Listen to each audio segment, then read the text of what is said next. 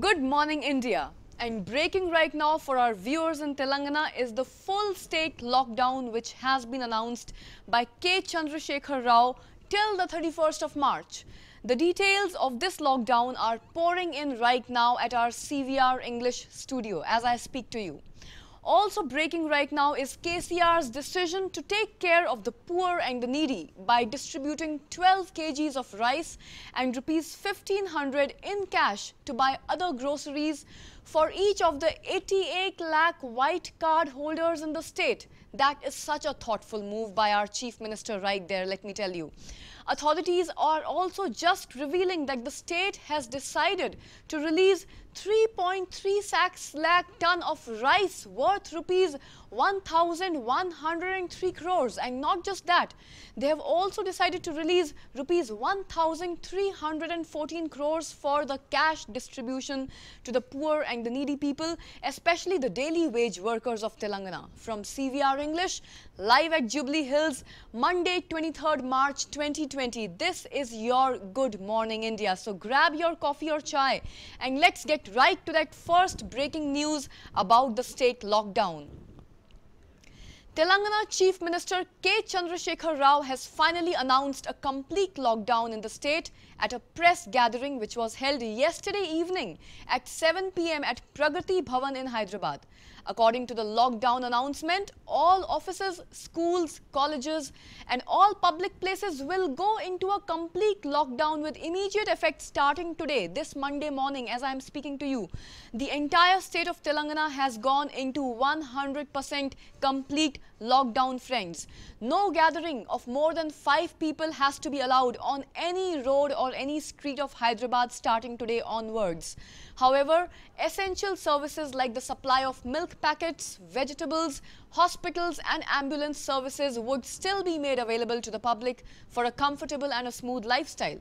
However, only one person per family will be allowed to go out of their homes to fetch groceries and other essential items.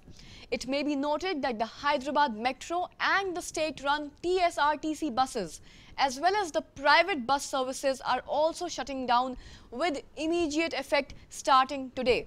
The state has also begun the enumeration of all the pregnant women in the state and they would be taking care of their health and deliveries as well. Let's take a look at what our Chief Minister K. Chandrasekhar Rao had to say yesterday evening at 7 p.m. about the state lockdown. जो आए हुए लोग हैं उनसे हमको बचा लेना है, ये बीमारी ना फैले, ये कदम सरकार ले रही है। इसीलिए 31 मार्च तक इस लॉकआउट को पूरे राज्य भर में हम लोग एक्सटेंड कर रहे हैं। आज जिस प्रकार से जनता ने सहयोग दिया है, नियंत्रण किया है, अपने आप को निमंत्रण में रखा है, घर को सीमित किया है, इसी प्रकार से एक और हफ्ता आप घर में ही सीमित रहे, 5 लोगों से ज़्यादा बाहर नहीं आ सकते। सुविधाओं के लिए जो देना चाहिए वो पूरे बंदोबस्त हमारे सरकार की तरफ से पूरी उपलब्धियां होंगे। एसेंशियल कमोडिटीज भी, हेल्थ सर्विसेज भी, इमरजेंसी सर्विसेज भी, जो कुछ भी चाहिए वो पूरे आपके पास आएंगे। आपको कोई चिंता करने की जरूरत नहीं है। गरीब जनता के लिए जो हमारे पास 87 लाख के ऊपर वाइट रेशन कार्ड है, उनके सुविधा के लिए एक 12 किलो चावल और एक 1500 रुपये एक महीने का रेशन जो है उनको फ्री में मुफ्त में दिया जा रहा है। वही सभी लोगों को कुछ ही दिनों में, अगला 2-4 दिनों। Meanwhile, the number of cases in Telangana has shot up to 27 on last Sunday. That was yesterday, with 5 more people, yes, let that sink in, with 5 more people all returning from abroad, also testing positive. Well, that is going to take some time to sink in for all of us. So the big question arises here. Is the world's second most populous country prepared for an outbreak of the coronavirus?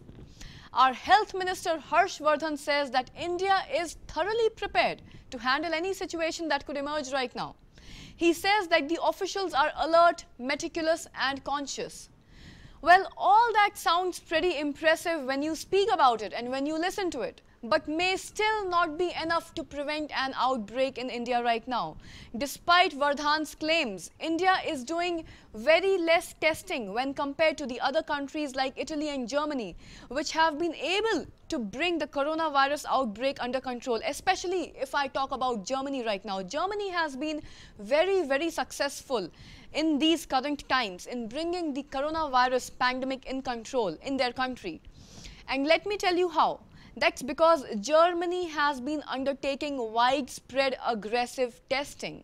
India, on the other hand, is still restricting its testing to people returning from the other countries and the people who are in immediate contact with them, which I feel and I believe is not quite enough, keeping in mind the humongous population of India and also keeping in mind the limited number of testing laboratories which are present in India right now.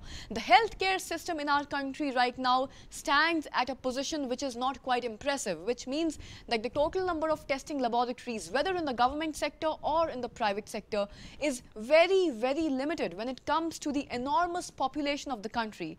And the more the population, the more are the chances of the virus spreading, obviously.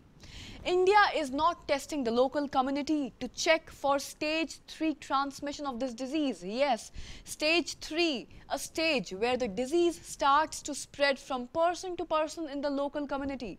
To justify this, India says, and mind you, listen to this carefully, India is still saying that there is no need so far to test for infections in the local community, as there have been no reported questions and no reported cases. But my question to the Indian government is, how can you find a locally transmitted infection until you search for it in the first place? Now, Dr. Ramanan Lakshmi Narayan, who is a prominent expert in this field, says that the local community transmission of this disease has already begun in India, and we are still not testing for it. But who is to blame for this crisis that we are going through right now? For whose mistakes are we, the Indians, paying the price? It started in China. It's a made-in-China crisis. The coronavirus pandemic began in China. It peaked, then it subsided, and for the past 5 days, very few new cases are being reported from China. Temporary hospitals are being folded up and emergency workers are now being sent home.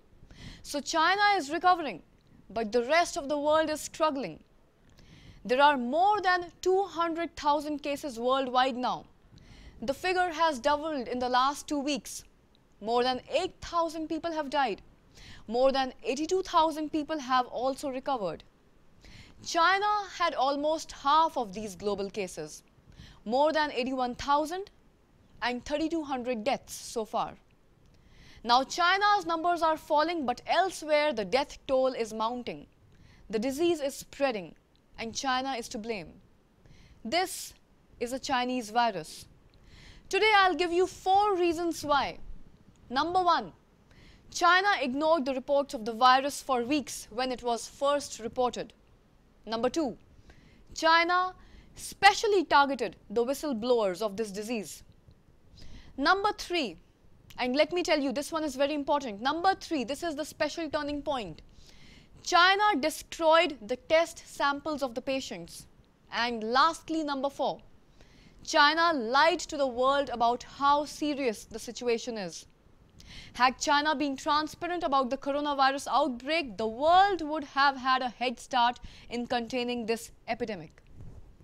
The China lied, people died is trending right now on Twitter, and there is much merit to it. On this episode of Good Morning India, I will show you evidence of China's cover-up. And this report has been prepared after days of extensive research, and it is backed by several international publications of repute. This is the story of the Chinese pandemic. Well, to start with, the first cases trickled into Wuhan's hospitals almost 3 months ago. That was in December 2019, last year. According to some reports, the first cases of the coronavirus emerged way back in November also. Patients were complaining of dry coughs, high fevers and breathlessness. When lung scans were carried out, they showed something different. This was not your usual pneumonia. The patients continued to get more sick and more people became infected. The virus was finally beginning to spread. But the authorities decided to look the other way. The director of Wuhan Central Hospital decided to carry out some tests, and her account was later published in China News Weekly. It's a Chinese magazine. The tests came out by the end of December last year. The results indicated a SARS-like coronavirus, a new disease that was rapidly spreading in Wuhan. Other doctors began reporting similar cases, and one of them was Dr. Li Wenliang. He noticed the early reports. Dr. Li was an ophthalmologist at the Wuhan Central Hospital. He was alarmed by what he saw. He was one of the first whistleblowers. He warned his colleagues about the outbreak over WeChat. Now, WeChat is a social media platform very much like WhatsApp that we use here in India. Guess who read his messages on WeChat? China's internet police. Yes, in China, the censors are there, out there everywhere. They read whatever you post on social media. And after that, Dr. Li was rapidly summoned by the police in Wuhan, and he was accused of spreading lies and rumors. He was targeted for speaking the truth. Dr. Li died last month in February from the same disease. He continued treating the coronavirus patients as the government continued to target him. By now, it was very well established that there was a new disease outbreak in Wuhan, a disease that nobody had ever seen before, never heard about before.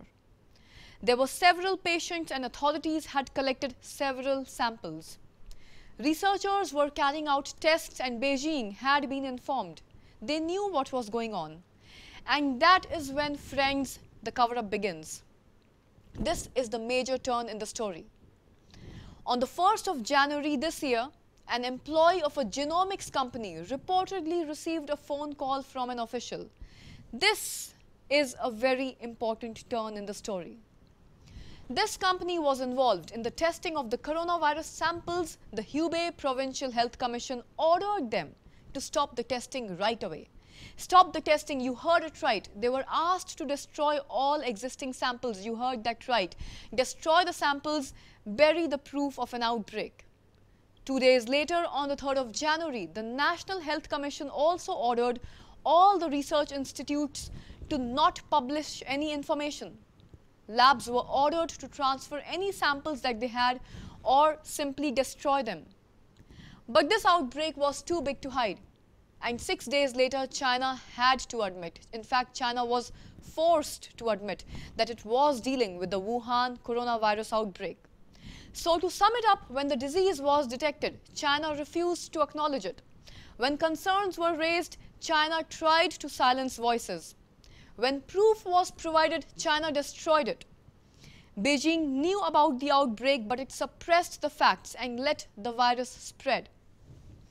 When countries around the world tried to impose travel restrictions or issue warnings, China lashed out at them. China said that they were spreading panic amongst the public. When Chinese citizens faced scrutiny outside at the several other airports, China said that they were victims of racism. When the whole world demanded accountability, China said that the virus was an American import. For weeks, Chinese diplomats have been churning out a propaganda. They are pushing conspiracy theories, they are trolling the crickets and blaming the USA for this outbreak. The Wuhan coronavirus could have been stopped earlier, but Beijing's cover-up unleashed a pandemic on the world. That is the truth. And when we talk about hope in these uncertain times, we must also learn some lessons from this crisis. Why did it have to become so grave? Whose mistakes is the world paying for? So how did this virus spread from China to the rest of the world? How the Wuhan virus crossed the borders, traveled so far to so many countries, creating new hotspots and leaving a trail of death along the way? I can tell you for sure that the human carriers from China took this disease around the world. Yes, indeed, travel restrictions were imposed, but they came too late. And there's only one reason for this humongous delay: China's attempts to suppress the outbreak.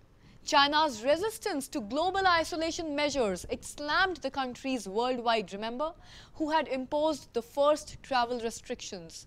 China also tried to hide the truth, but here are some facts that challenge this Chinese propaganda. Number one, the Chinese city of Wuhan is the epicenter of this outbreak. You cannot dispute that. The virus most likely came from a live animal market in Wuhan. And number two, the first cases of this virus have been traced back to November last year, close to 4 months ago. China took forever to react. In fact, China acted only when it became absolutely impossible to hide this outbreak from the world. It wasted 2 crucial months. 2 crucial months when China, along with the rest of the world, could have worked hard extremely, could have really worked hard to control and contain this pandemic right in its infancy stages. But that never happened because China was too busy covering up in the last 2 months. The first admission came only in the month of January and the virus was detected in November. So you can look at the timeline, November, December, January, 2 months wasted right there. The first lockdown came weeks later on the 23rd of January, and I repeat that it came too late once again. By the 23rd of January, when the lockdown happened, 5 million people had already left the city of Wuhan. Let that sink in. 5 million people possibly infected left Wuhan much before the international travel restrictions were imposed. The virus had been allowed to spread for several weeks before the travel restrictions were imposed at all the Chinese airports. Millions of people who traveled in and out of Wuhan during this time became potential carriers. And this happened during a major Chinese holiday, the Chinese Lunar New Year, a time when tens of millions of people travel home or go out on holidays. The Chinese New Year basically supercharged the spread of this virus. And this should give you an estimate right there. The world's biggest human migration takes place during the Chinese Lunar Year, the Chinese Lunar New Year. According to one estimate, the Chinese tourists were expected to make 450 million trips this year, and this includes both domestic and international travel.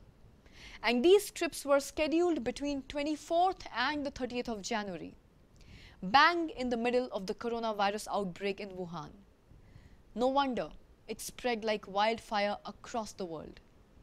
It is difficult to put an exact number to determine how many Chinese carriers actually took the virus outside of China, but there are many patterns that come in handy here. And this, I can tell you, is an informed and a well-researched assessment.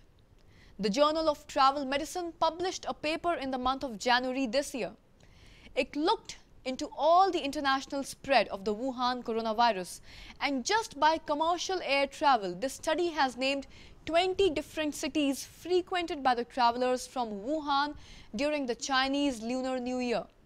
That list includes some names. Let me read out the names of the countries mentioned here in this list: Taiwan, Japan, Thailand, South Korea, Singapore, Malaysia, Australia and Indonesia. What is so common between all these countries? All of these countries are now dealing with an outbreak of the coronavirus. The Chinese took them there. China took no lessons from the past. China has been a major exporter of disease in the past as well. For example, the SARS outbreak, which happened in 2003, had infected more than 8,000 people across 37 countries. Studies also say that the Chinese travelers took the SARS virus into 37 countries. And now, 17 years later, in 2020, they are doing the exact same mistake once again with another new virus. China took no measures to ensure its citizens do not export the deadly disease across the world. Here's another set of numbers that you should see. In the year 2002, tourists from China made around 17 million trips overseas. By the time it was 2019, that figure had risen to 180 million. Let that sink in, from 17 million straight up to 180 million. The Chinese tourists have flooded the world. Now, China says that it has controlled the coronavirus, and for the first time today, it has reported 0 infections. Now, that is good for China, but not for anybody else.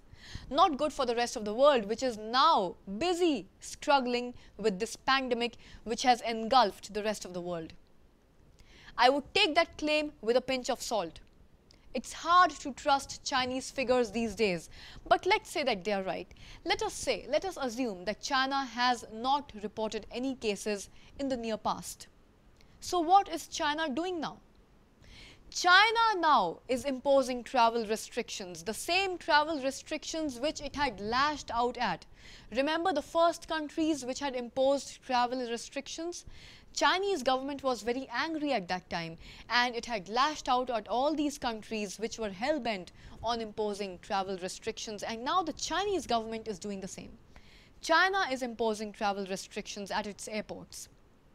It exported a virus, and now it does not want that virus to come back. The southern province of Guangdong, that shares a border with Hong Kong, has new rules for people traveling back from the coronavirus hotspots across the world. They are putting all these travelers under a 14-day quarantine. Shanghai has adopted same measures. China wants to insulate itself from the disease that it gave to the world. I would like to take a moment of silence here to let all this terrible information sink in. I'm sure you want the same. Well, the day has just started. There is a lot to accomplish today and a lot to be achieved, and I know that you will, because all of you are the health champions and the wealth champions of Hyderabad. And you can take on the world only when you are up to date with it, which by now I know that you already are. The biggest headline which is hitting all the major English dailies in Hyderabad, the biggest headlines are dedicated to COVID-19. They are dedicated to the coronavirus. And this is the current scenario in our state and the scenario of events happening across the world as far as the coronavirus is concerned. I'm sure that you must be done with your cup of chai or filter coffee as well. And speaking of easing people's fears in these incredibly stressful and uncertain times of the coronavirus pandemic, which is now spreading like wildfire across more than 170 countries, I have some practical tips for managing your anxiety in this ongoing global health crisis. At a time when we are all being bombarded with scary news about the coronavirus, including myself as a newsreader, as an anchor, I know it's a tough responsibility, but it's my job and I have to tell you the truth. The truth, ladies and gentlemen, right now is this. COVID-19 has taken over the world. The coronavirus is out there everywhere, and we cannot do anything to contain the situation anymore. All we can do is to make sure that we are manufacturing ventilators at rampant speed, to make sure that we will be ready in the near future to take care of all the infections which are taking place in our country right now, so that we can make sure that we will be ready with our medical teams in the near future to take care of the infections which are happening, to take care of our elderly population, to take care of our infants who might get infected with this coronavirus. Remember, it is not a deadly virus. It is a minor infection, but it is going to hit you hard if your immunity is not up to it, if your immunity is not strong. And that is where the infants and the aged people of our country come into the picture. The infants have a very weak immune system. It is not fully developed. At the same time, the older generation, which is already suffering from other medical conditions and also comorbidity issues, which involves suffering from 2 or more medical conditions at the same time, these are the people who are going to be hit hard, because these are the 2 groups of people who have suppressed or low immunity.